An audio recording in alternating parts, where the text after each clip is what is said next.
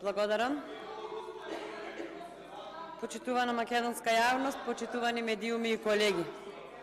Годишен извештај за работата на Судскиот совет на Република Македонија за 2021 година, примен во собрание на 6 април 2022, а се разгледува на 15 март 2023 година, и тука веќе излишно е да повторуваме било што, јавноста си следи и ќе си суди. Ова е уште еден од бројните годишни извештаи кои сведочат дека едвај мрдаме од место. Поточно, мрдаме, ама во погрешна насока. Зошто? Затоа што и понатаму судскиот систем е нефункционален. Заостануваат предмети и речиси сите судови се неажурни. И понатаму граѓаните немаат никаква доверба во судскиот систем. И понатаму недостасуваат човечки и секакви ресурси. И понатаму е потребна буџетска независност на Судскиот совет, и понатаму независноста и транспарентноста се на ниско ниво, и понатаму се врши притисок врз судиите, и со тоа и понатаму се покажува дека извршната власт никако не се откажува од влијанието врз судската власт. Значи, резимирано, недостатокот на човечки ресурси останува како проблем. Недоволниот буџет исто така останува проблем. Неажурноста на судовите не само што останува проблем, туку се зголемува во 2021 година. Јас не знам уште колку години треба да поминат за конечно барем да почнат да се надминуваат проблемите. Друг проблем кој се провлекува со години е пополнувањето на испразнетите судиски места, чие пополнување е важен сегмент во функционалноста и навременото постапување на судовите со цел поголемо почитување на човековите права и судските процедури. Имено, во однос на горливото прашање со бројот на пополнети судиски места, состојбата е полоша во однос на 2020 година и во 2021 година имаме 20 судии помалку. Овој проблем, согласно извештајов, се очекува да се продлабочи во 2022 година заради последните измени на Законот за работни односи, кој предвидува дека условите за старосна пензија се стекнуваат со навршување на 64 години возраст, без можност за продолжување на мандатот на судиите. Ова некој требало да го има во предвид, а тој некој е владата. Согласно денешниот годишен извештај, во текот на 2021 година констатирана е состојба на значително зголемен обем на работа, намалена ажурност и е доведено во прашање тековното работење на судовите. Се зголемува бројот на поднесени барања за утврдување на одговорност на судија или председател на суд. Советот донел одлуки за разрешување на 5 судии поради нестручно и несовесно вршење на судиската функција и 2 судии поради сторена потешка дисциплинска повреда. Ова е новина во 2021, нешто што не постоело во 2020 година и затоа велам мрдаме ново погрешен правец. Друга бројка која загрижува, а која се нарекува неажурност на судовите, е бројката која сведочи за фактот што од 34 судови неажурни се дури 19 суда, и тоа 4 апелациони, 15 основни судови и Врховниот суд на Република Македонија.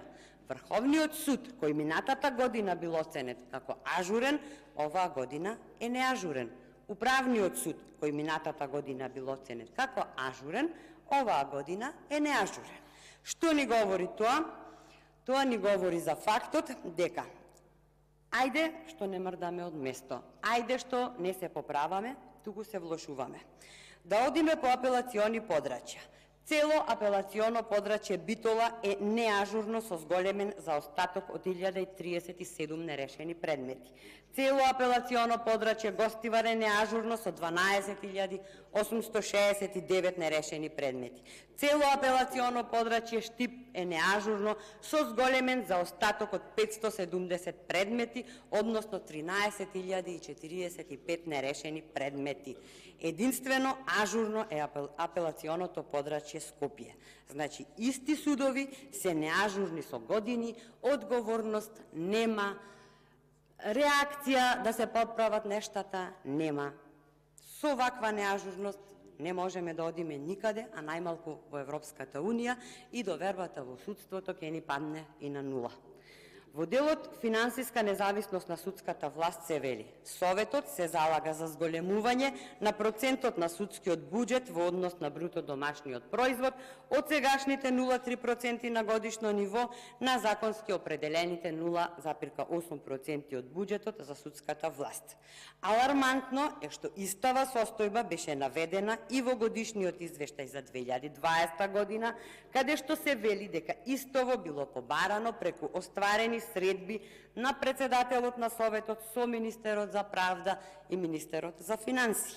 Значи, Министерот за правда и Министерот за финансии немале слух за потребите на Судскиот совет и не ги почитувале потребите и барањата на председателот на Советот. Јас не знам што повеќе да направите и уште колку ќе чекате за да ви се обезбедат законски определените средства и каков е тој министер за правда кој не ви го дал она што ви следувало со закон. Тупанчески замина, да се надеваме дека Кренар Лога ќе има повеќе слух за потребите на Судскиот совет, да видиш да не веруваш, ама, здравје Боже, ќе причекаме. Навикнати сме на чекање. Може би заедно со датумот ќе се среди и ова.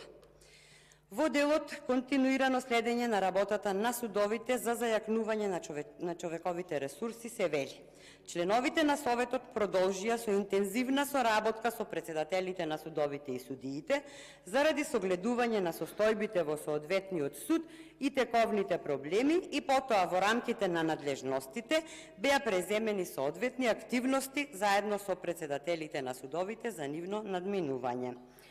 Каква е таа интензивна соработка од која со години потоа немаме резултат?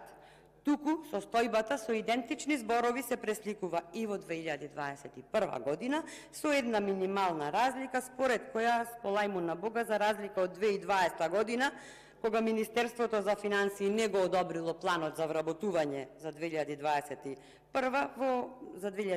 во овој годишен извештај го одобрило планот. Колку ќе се реализира, ќе видиме во следниот извештај за 2022, кој најверојатно ќе го разгледуваме во 2025, секако ако сме се уште тука.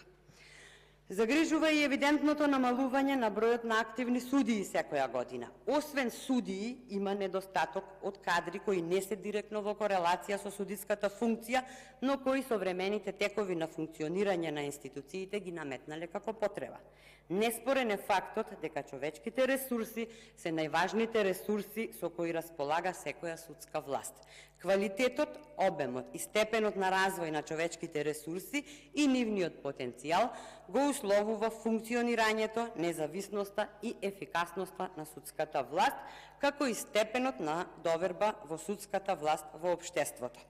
И бидејќи носечкиот столб во обезбедувањето и заштитата на правдата, човековите права и слободи е судијата, обезбедувањето на соодветни услови за непречено остварување на судиската функција мора да биде приоритет. Јас не можам да разберам уште со колку годишни извештаи треба да ја констатираме оваа потреба за кадри во судството за конечно истата да се подобри.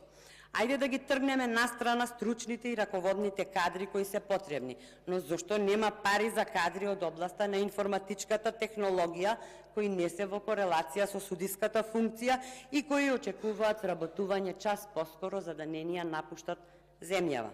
Навистина не разбирам како може толку средства од буџетот да се одлеваат за разноразни луксузирања, а да нема средства за неопходен кадар. Буквално идентични се состојбите, се од лошо по лошо. Крајно време е Судскиот совет да стане институција која ќе обезбеди независност на судството, професионално и стручно одлучување, квалитетно и навремено водење на постапки, навремена и ефикасна правда. Но факт е дека македонското судство е многу далеку од тоа. И ако ова е вашето, можеме повеќе, црно ни се пишува. Благодарам. Има збор Зоран Коцев.